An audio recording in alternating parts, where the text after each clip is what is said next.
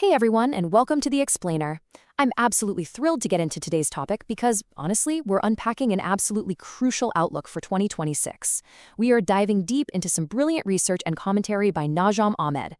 If you don't know Najam, he's the founder of SEO International, a Google partner firm based right in Dubai. And get this, he's been in the digital marketing space since 1999 and operating specifically in the UAE since 2008. So, the depth of knowledge we're about to explore is literally decades in the making. We're going to look at exactly how AI is completely rewriting the rules of SEO globally and, more importantly, what businesses across the GCC need to do right now to survive and thrive. Okay, let's dive into this. Here is our roadmap for today. We're doing a macro to micro journey. We'll start with the split of SEO, see what global experts say, and check out the traffic model debate. Then, we'll get hyperlocal with Najam Ahmed's GCC perspective. And finally, wrap it all up with an action plan for 2026. All right, Section 1, the split of SEO.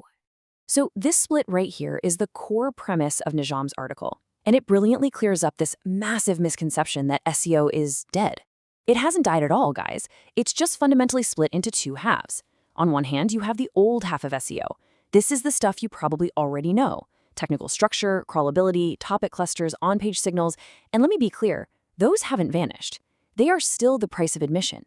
But then, you have this new half, and it's entirely about brand recognition, your LinkedIn authority, your YouTube presence, and your overall AI citation trust. It's wild, because the goal is no longer just ranking first on a search page. Now, the goal is actually being cited by AI systems as a trusted authority.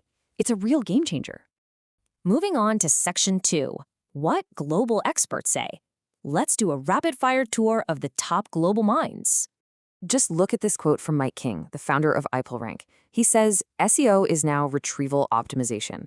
The question is, can an AI system extract, understand, and confidently cite this content?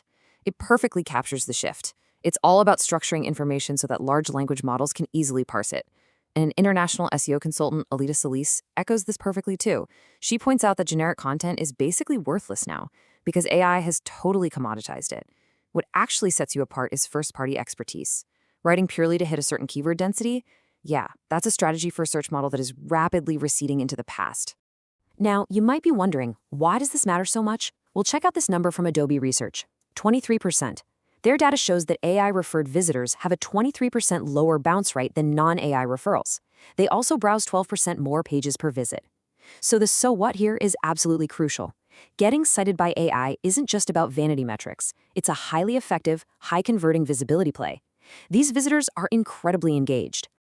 And this demand for high-quality citation is exactly why Lily Ray, the VP of SEO Strategy and Research at AMZIV, notes that SEO is no longer a website problem, it's a brand problem.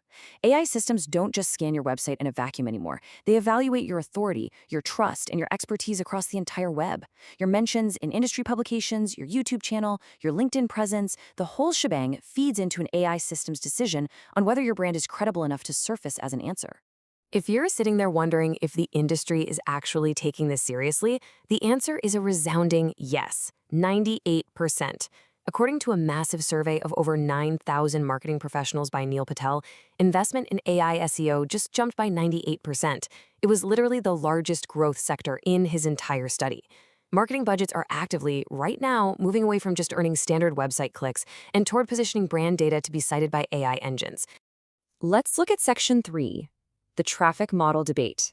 So while all these experts agree on the technological shift, they definitely diverge on the actual impact to website traffic. We've got two sides here. On one side, we have the drop. Rand Fishkin's zero-click search study showed that for every 1,000 Google searches in the US, fewer than 375 clicks actually go to the open web. Basically, the search interface itself is just answering the question. But on the flip side, we have the foundation.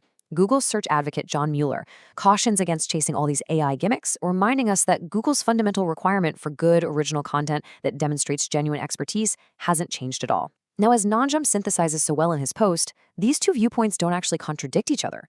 Mueller is right that good content is the required foundation, and Fishkin is right that good content alone won't generate the massive traffic it once did.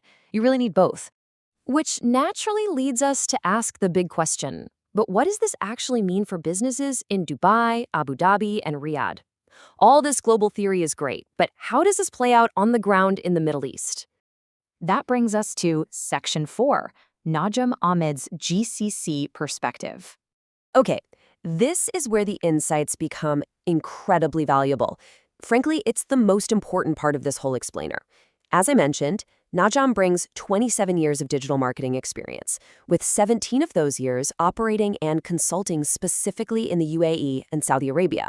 He observes that the dominant mindset for most GCC businesses is still, just get me to page one on Google. But structure without real expertise, it's totally hollow. What wins now is local EEAT, experience, expertise, authoritativeness, and trustworthiness. Generic global figures are forgettable to an AI, but local statistics, local market observations, and real client examples from Dubai or Riyadh, that specific local evidence is verifiable and, most importantly, highly citable by AI systems. Now, what's really interesting about this slide is how Najam highlights two major blind spots when people try to apply international advice locally. First up is search intent. The global standard often assumes an English-only optimization, but the GCC reality, it's bilingual. Arabic and English AI search intent differs significantly for the exact same query. A Saudi business optimized only for English is completely invisible to an Arabic-speaking user asking the same question. Second, look at conversion. Global standards rely heavily on website contact forms. But let's be honest about the GCC reality. Nobody wants to fill out a contact form. WhatsApp messaging absolutely dominates. The objective isn't just to be cited, it's to build enough brand visibility that a user searches your name, finds you, and instantly sends a WhatsApp message. All right, let's move from theory to practice with Section 5, Action Plan for 2026. So, how do we actually apply this? Here is Najam's 4-step sequence for businesses in the region to stop chasing outdated tactics. Step 1, audit your digital presence across platforms, not just your website. Go check your LinkedIn and your YouTube right now. Step 2, build topical clusters, but ensure there is visible human expertise inside them. Step 3, use local EEAT as your content brief. Always ask yourself, does this say something only someone with direct experience in this specific local market could say? And step 4, and I love this one, test what AI currently says about your business. Literally open ChatGPT and ask it for the best service in your specific city. If you don't show up, well, you know exactly where your gap is. Make no mistake, the 2026 landscape is unforgiving. Businesses that invest in real expertise, local context, and a cross-platform presence right now are going to build a massive structural advantage. And those late movers, they simply won't be able to buy their way out of obscurity. If you want to survive and really capitalize on these shifts, I highly encourage you to read Najam Ahmed's full post and explore his AI-SEO consulting over at the SEO International blog. You can find that at seontl.net. Seriously, start auditing your multi-platform presence today. I'm going to leave you with one final provocative question to ask yourself. Are you building a verifiable brand that AI systems actually trust, or just a website that only you know exists? Thanks so much for learning with me today, and I'll see you in the next explainer.